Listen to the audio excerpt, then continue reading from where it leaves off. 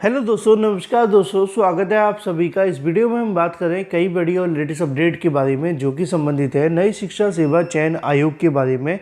नई शिक्षा सेवा चयन आयोग से नई भर्तियों को लेकर प्रक्रिया शुरू कर दी गई है। साथ ही साथ अगर बात की जाए उत्तर प्रदेश के शिक्षा सेवा चयन आयोग के परीक्षा कैलेंडर के बारे में, जिस परीक्षा कैलेंडर के अंदर आपको UP TET, UP TGT PGT और सुपर टीईटी की परीक्षा के साथ साथ नए साल में आने वाली नई शिक्षक भर्तियों की वार्षिक कैलेंडर के माध्यम से आपको जानकारी देखने के लिए मिल रही है। और साथ ही साथ यूपीपीएससी की तरह नई शिक्षा सेवा चयन आयोग का काम भी आपको देखने के लिए मिलेगा। डिटेल में बात करें उससे पहले आप लोग चैनल को सब्सक्राइब करके बेल आइकन को दबा लें और वीडियो को लाइक कर दें, जिससे कि आपको रियल ऑथेंटिक जानकारी ऑनलाइन अड्डा फर्स्ट डे यूट्यूब चैनल से मिलती रहे। नई शिक्षा सेवा चयन आयोग को लेकर काफ़ी लंबे समय के बाद अब धीरे धीरे प्रक्रिया शुरू हो गई है और रोज ही कोई ना कोई नई जानकारी निकल कर आ रही है, जो कि निश्चित तौर पे एक पॉजिटिव अपडेट है आप सभी के लिए। दो अलग अलग जानकारियों के माध्यम से आपको डिटेल में जानकारी दी जाएगी, वीडियो को पूरा देखें। लिखा हुआ है यूपीपीएससी की तरह होगा शिक्षा सेवा चयन आयोग का संगठनात्मक ढांचा। कैबिनेट से मंजूरी मिलने के बाद उत्तर प्रदेश लोक सेवा आयोग के चयन आयोग के गठन की प्रक्रिया तेज हो गई है।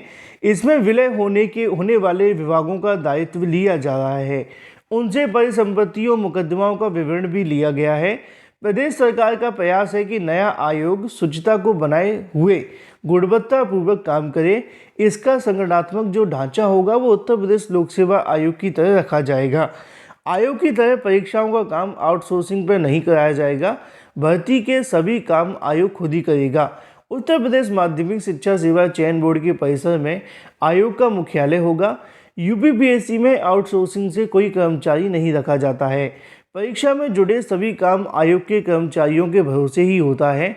आवेदन लेने या फिर अन्य कोई तकनीकी काम भी आयोग अपने खुद संसाधनों से करता है, जिससे कि भर्ती में किसी बाहरी व्यक्ति का दखल नहीं होता। इसी से आयोग की शुचिता बनी हुई है। दूसरी भर्ती एजेंसी आउटसोर्सिंग से काम करवाती हैं, इसलिए विवाद होता है। भर्तियों को निष्पक्षता पर सवाल भी उठते हैं और आयोग लोगों के चयन हो जाता है और मामले कोर्ट तक भी जाते हैं और भर्तियां समय से पूरी नहीं हो पाती। उच्चतर शिक्षा सेवा आयोग ने आउटसोर्सिंग से भर्ती परीक्षा करवाया था तो गड़बड़ी हुई और कोर्ट में फटकार पर आयोग के परिणाम बदलना पड़ा, लेकिन अब तक उन चयनितों को नौकरी नहीं मिली है।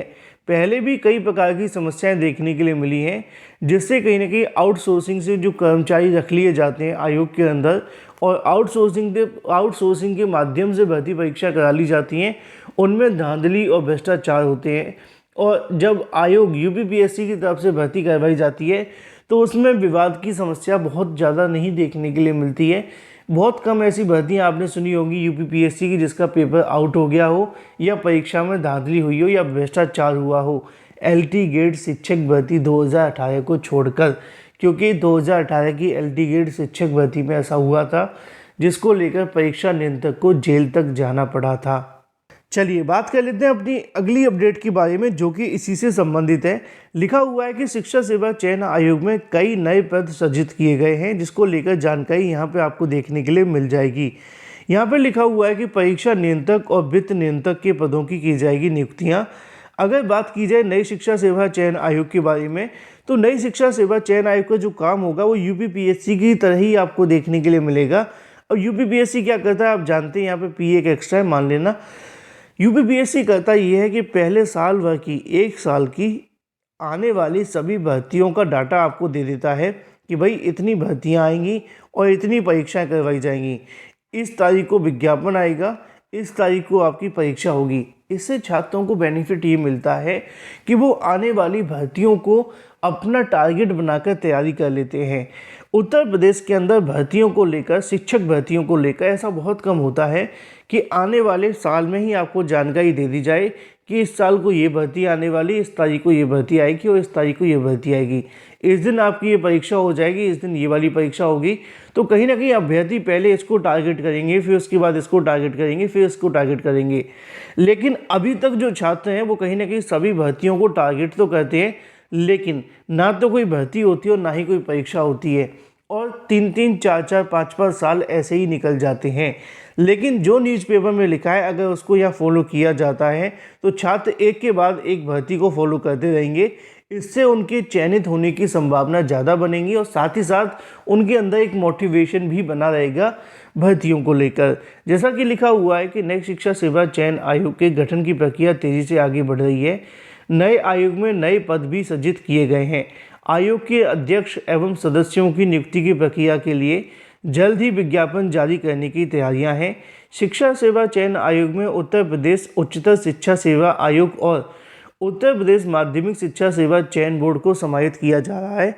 आयोग और चयन बोर्ड में परीक्षा नियंत्रक, वित्त नियंत्रक एवं विधि अधिकारी का कोई पद नहीं था, लेकिन नई शिक्षा सेवा चयन आयोग में ये तीनों पद सृजित किए गए हैं।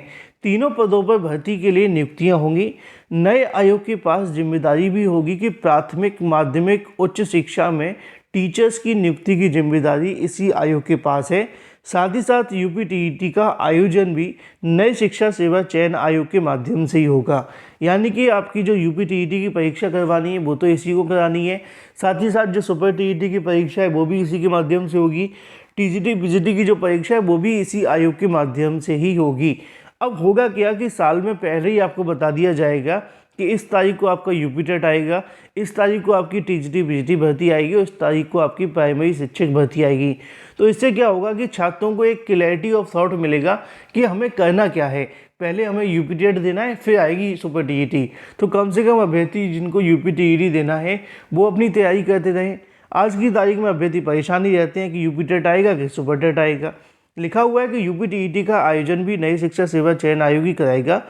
शिक्षा निदेशालय के सूत्रों का कहना है कि 1.5 से 2 माह के भीतर अध्यक्ष और सदस्यों की परीक्षा नियंत्रक, वित्त नियंत्रक और विधि अधिकारी जैसे महत्वपूर्ण पदों पर नियुक्ति प्रक्रिया पूरी कर लेने के बाद अध्यक्ष और सदस्यों के लिए जल्दी विज्ञापन जारी के लिए आवेदन लिए जाएंगे। इसके लिए फाइल शासन को भेज दी गई है, वहाँ से मंजूरी मिलते ही विज्ञापन जारी कर दिया जाएगा। सूत्रों के मुताबिक उत्तर प्रदेश लोक सेवा आयोग की परीक्षा प्रणाली की तर्ज पर नए आयोग में भी निजी एजेंसियों पर काम निर्भर रहेगा और सभी गोपनीय एवं आवश्यक कार्य आयोग के अपने स्तर से करवाए जाएंगे। साथ ही परीक्षा का जो वार्षिक कैलेंडर है वो भी जारी किया जाएगा, जिसको लेकर डिटेल में मैंने आप सभी को पहले ही बता दिया है। तो ऐसे में अगर हम मान कर के चलें नई शिक्षा सेवा चयन आयोग में अभी कितना समय लगेगा, तो कम से कम 1 महीना तो कहीं नहीं गया है, क्योंकि अध्यक्ष और सदस्यों की नियुक्ति में 1 से 1.5 महीने का समय लग जाएगा।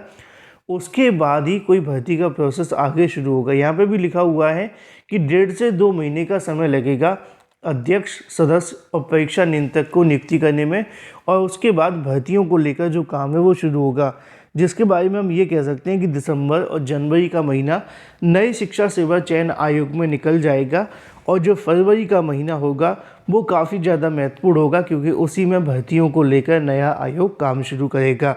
उम्मीद है कि आप सभी को सारी अपडेट बहुत अच्छे से समझ में आ गई होगी। वीडियो को लाइक कर दें और शेयर कर दें, चैनल को सब्सक्राइब करके बेल आइकन को दबा लें। मैं मिलता हूँ आपसे अगली वीडियो में। Till then take care, tata bye bye. Thank you for watching this video.